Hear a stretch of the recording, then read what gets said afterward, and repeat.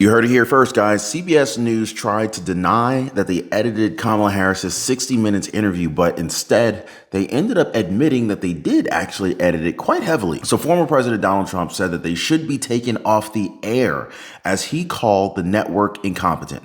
Mr. President, welcome. Thank you very much. I've spoken out about the unethical editing of the Kamala Harris interview by 60 Minutes. Terrible. But you go a step further and you say CBS should lose its license. Why? Sure. Well, I've never seen anything like it. She gave a horrible, incompetent answer on a news program. It's not an entertainment program. They call it news. They say it's a #1 news program. And so she gives an answer that shows that she's dumb or incompetent or something wrong with her. It's so bad that the people at CBS say, we're not going to do a little editing, like the word "the," make it there, something. You understand? They take the whole ridiculous answer out, and it was a long answer, and replace it with a much shorter answer that she did having to do with a totally different subject, which also didn't make sense, but it wasn't as incompetent. The head of the FCC, don't do that though, with me. But the head of the FCC says we would never yank a license because a politician didn't like his or her coverage. Well, this isn't a politician. This is nothing. Wait a minute. She gave an answer. They took the answer. I said I've been critical of it. Listen to this.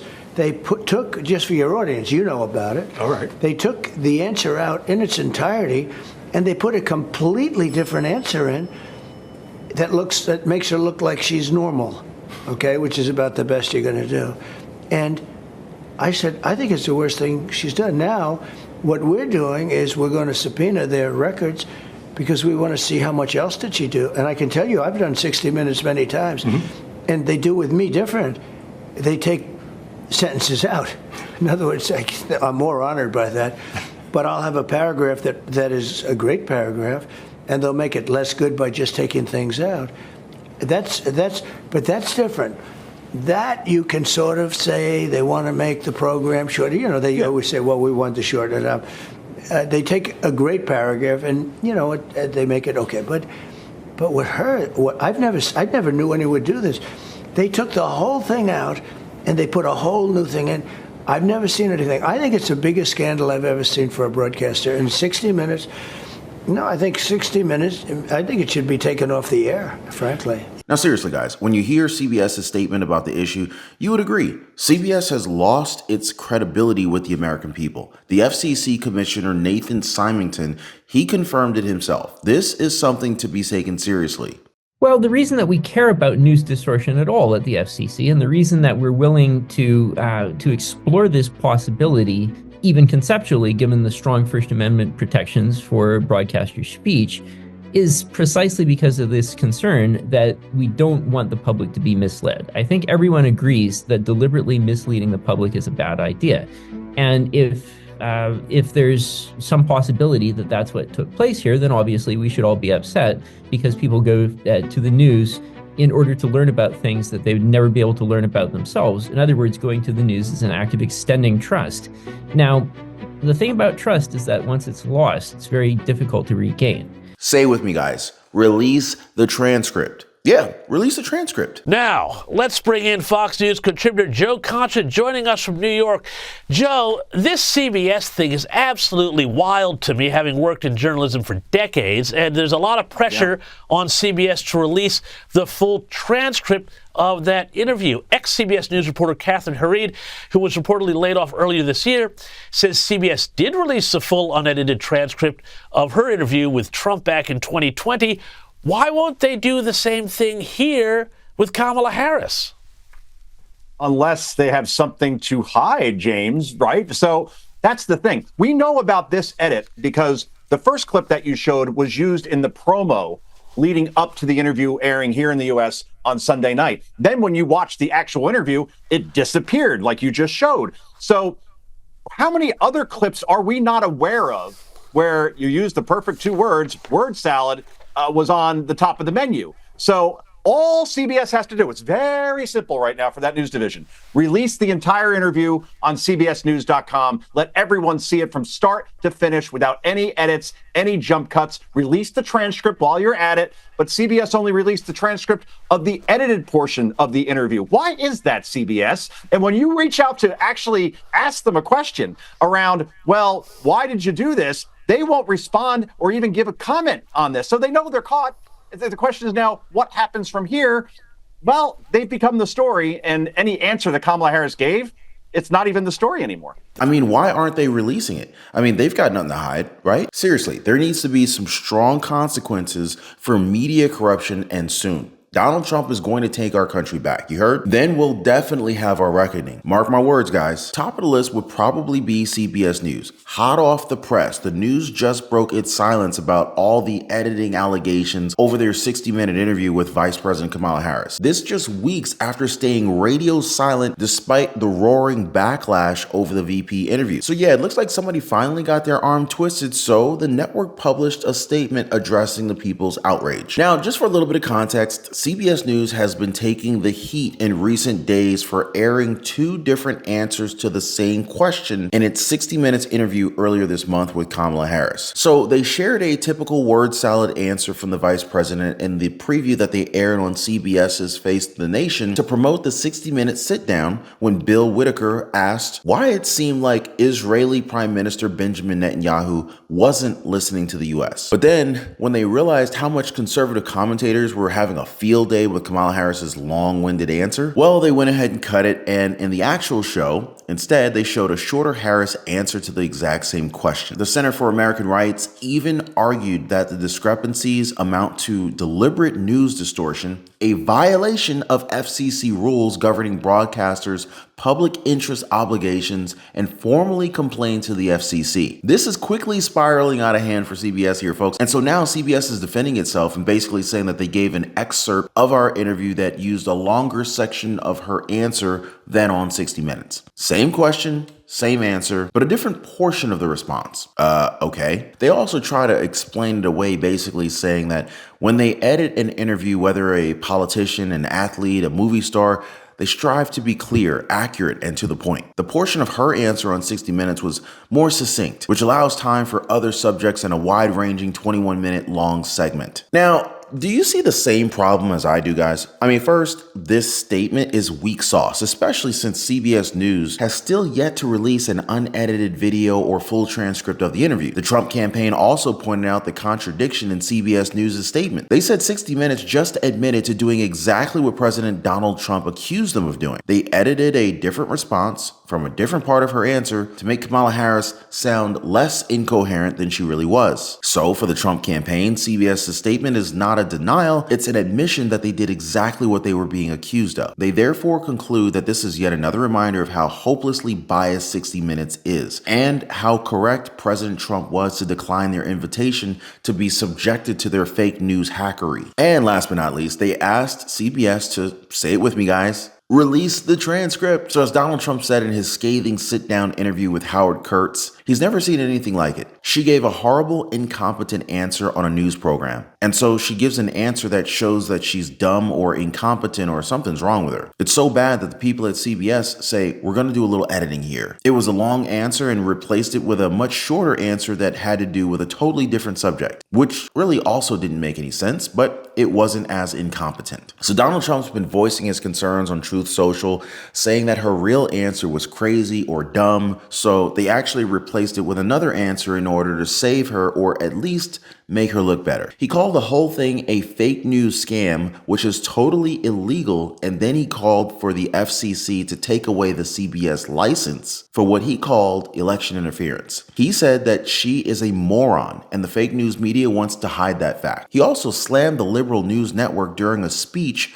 at the Detroit Economic Club. He called it the single biggest scandal in broadcast history. Oh yeah, and I forgot to mention the most blood-boiling part of the CBS statement. They said that the former president Donald Trump pulled out of his interview with 60 Minutes and the vice president participated. But you see guys, the Trump campaign has denied that it ever formally accepted the invitation for the interview in the first place. So yeah, Nice try, CBS. They also said that their long-standing invitation to former President Donald Trump remains open, and that if he would like to discuss the issues facing the nation and the Harris interview, they would be happy to have him on 60 Minutes. I mean, come on. Who in their right mind would even entertain the idea when the network has clearly shown a bias for the other party, right, guys? Drop a quick yes in the comments down below and hit the like button if you agree with what we're saying here, guys. And hey, why not also hit the subscribe button to the channel? Turn on that notification bell while you're at it. That way you could stay updated with this race until November 5th and beyond. Plus, you can also help us get our message out to even more like-minded Americans looking for a YouTube community just like ours. So it's totally win-win. So let's make sure they lose-lose. You know what I'm saying? All right, so let's continue with the breakdown. And it's not just former President Donald Trump that's calling for a 60-minute shakedown, all right? Even former CBS News staffers are demanding an independent investigation into 60 Minutes over the brewing Kamala Harris interview scandal. Now, according to one CBS News journalist, there should be an outside investigation because obviously there's a problem here. They also added that if the network really cared about journalistic integrity, they would conduct an investigation or release the full transcript. Not only that, a second CBS News source said that the discrepancy in the answers makes it seem that the network's flagship show is biased. They pointed out how the network's credibility has been called into question and their impartiality has been called into question as well. So, for them, don't you need a full-throated review of what went wrong? And even though they released that statement that we talked about earlier, CBS did not comment on whether it planned on launching a probe into the matter. Because see, it wouldn't be the first time. In 2013, the network investigated a 60-minute segment by correspondent Laura Logan about a terror attack on the U.S. compound in Benghazi that left Ambassador Chris Stevens and 3 other Americans dead. The probe, led by then Executive Director of Standards and Practices Al Ortiz, discredited the reporting, finding it deficient in several respects. From there, Logan and her producer were asked to take a leave of absence. Now, 2 sources are suggesting that CBS tapped Ortiz, who retired in 2022 after 43 years on the network, to conduct an outside review of the Harris interview. Or at the very least, they should release the full transcript, right? I mean, they've done this in the past. It published Catherine Heritage's 2020 interview with Donald Trump, as well as Jan Crawford's 2019 interview with then Attorney General Bill Barr. Earlier this year, 60 Minutes provided Bloomberg News with a full transcript of its interview with Federal Reserve Chair Jerome Powell. Now, again, what do they have to hide, right? In fact, it's a well-established practice. Other news networks also publish full transcripts of high-profile interviews that are unedited, such as ABC News' interview with President Joe Biden in July and CNN's sit down with Kamala Harris and her running mate Tim Walz in August. Because see, guys, I've watched the Kamala Harris clips. We've even shown them right here on our channel. They really couldn't be any more different. Even the former CBS News staffer asked, why is the answer to the same question so different? They say that this needs to be answered. So was this answer the continuation of a longer answer, or was it an answer that came much later on in the interview? Anybody's guess at this point, you know? Former CBS journalists said that it's possible that there was a miscommunication between the show and the department that edits the promotions, as 60 Minutes was still editing the show when the promo went out. Best case scenario, the shorter, more normal answer may have actually come shorter after the wordy answer that she gave in the Face the Nation clip. They said if her answer was a part of an extended answer to the same question, then no journalistic malpractice was committed. Now, the crux is if the answer came from another question about Israel and was made to look like an answer to Whitaker's question, that would then be ethically problematic. So how would we know if they don't release the transcript? As the former CBS staffer, CBS holds itself to the highest journalistic standards. Releasing the transcript would answer everyone's questions, as it would allow them to stand behind the integrity of the story that they broadcast. They said that the stakes are too high. It's a presidential election. Trump is asking for the transcript and journalists are asking for answers. Heck, the American people are asking for answers. Maybe they'll give their own answer on November 5th at the ballot box. You know what I mean? But drop your thoughts, guys. Should CBS release the full transcript of their 60-minute interview with Kamala Harris? Drop a quick yes or no in the comments down below. We'll be sure to circle back to this in a future update, guys. The VP is well aware of this, and this is what she said when confronted with this fact. Donald Trump leads, particularly among men, by 16 points right now. Why is that, and why do you think there is a disconnect for you with men right now? Well, let me tell you, you can look at this audience and you can see that there are people of every background and gender who are showing up by the thousands. And I think it is because they know I intend to be a president for all Americans. And that is how I'm campaigning to earn the vote.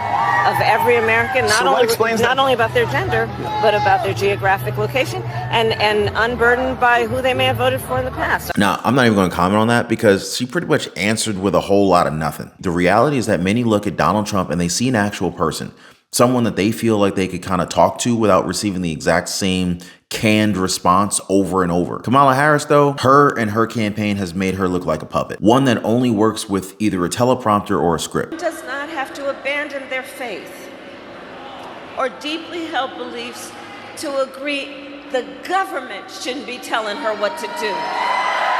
One does not have to abandon their faith or deeply held beliefs to agree the government should not be telling her what to do. What I call an opportunity economy. It's also a fact that looking for Harris supporters is not an easy task, especially if you compare them to the number of Trump supporters. Who's voting for Kamala Harris here? Absolutely no. No, not possible. There's nothing she can do or say for us to change our mind. Donald Trump said a lot of things his first time around that terrified me. The campaign that the Democrats ran was that Donald Trump hates us. I felt safe, though, in the country when Trump was in office. I don't feel safe right now with Kamala in office.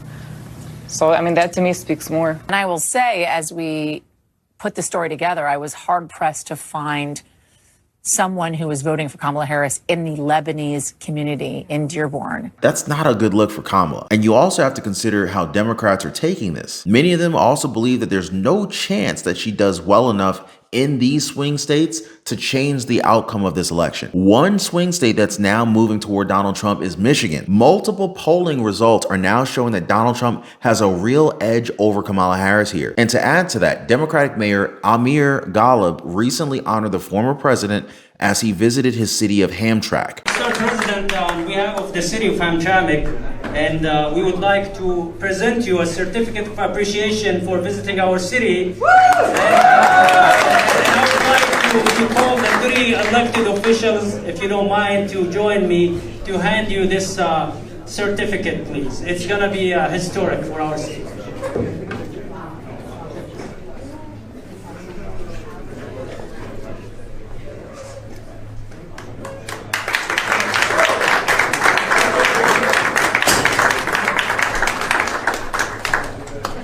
Mayor Ghalib, who is also Muslim, says that it's time to end the disconnect with the Republican Party, and that Donald Trump's visit showed a lot of respect and appreciation for their community. Who would have thought that respect would gain him a lot of support? Well, anybody with a brain would probably understand that respect begets respect, something that voters have felt from the former president. It's got guys like Don Lemon stumped because he's finding it hard to find supporters of Kamala Harris in the swing states. You're talking to a lot of voters. And I will just say that you texted me right around the Democratic convention, and you said, I am talking to people, and Kamala Harris has a problem with black men. Yeah, and I told the campaign I did not hear from them. I mean, who am I for them to get back to me? But there's a problem. And look, I went from battleground state to battleground state. When they invited me to the convention, I didn't just want to fly there. I said, I'm going to go and talk to voters in battleground states, and I did. It was not curated. I went up to people just doing man on the street. Who are you going to vote for? Black men. And time after time after time, they said, I'm voting for Donald Trump. Why? Now, their reasons, why? They said, because most of the time they said, well, you know, for economic reasons, right? Or because he gave me a stimulus check. And I had to correct them over and over and tell them where that stimulus check came from a Democratic Congress and from Nancy Pelosi. And that Donald Trump actually held the check up so that his name could be put on the check. So they think they got the check directly from him. Meanwhile, Joe Biden has given 1 or 2 stimulus checks as well, but they seem not to know and understand that. You can vote for whoever you want to vote for, but the reasons that you're going to vote for them, I think that they should be accurate and factual, and you should know why you're supporting someone. But this could literally be the October surprise that ends Kamala Harris's career. Anyway, make sure you're subscribed to the channel, have your notification bell turned on so you do not miss out when we drop that update, guys. Now, speaking of, we've also got some other great videos right here on the channel. Now, I definitely recommend you guys checking out our latest one about Dave Bautista's tone-deaf ad trying to make fun of Donald Trump's masculinity. Now guys, I'm telling you, it was just an embarrassment and an obvious spotlight grab from the former WWE celebrity. Maybe he was insecure that Donald Trump is a WWE Hall of Famer and he's not. Definitely check out that video after this one, guys. Anyway, appreciate you guys hitting the like button, subscribing to the channel, and sharing this video. We'll see you guys next time.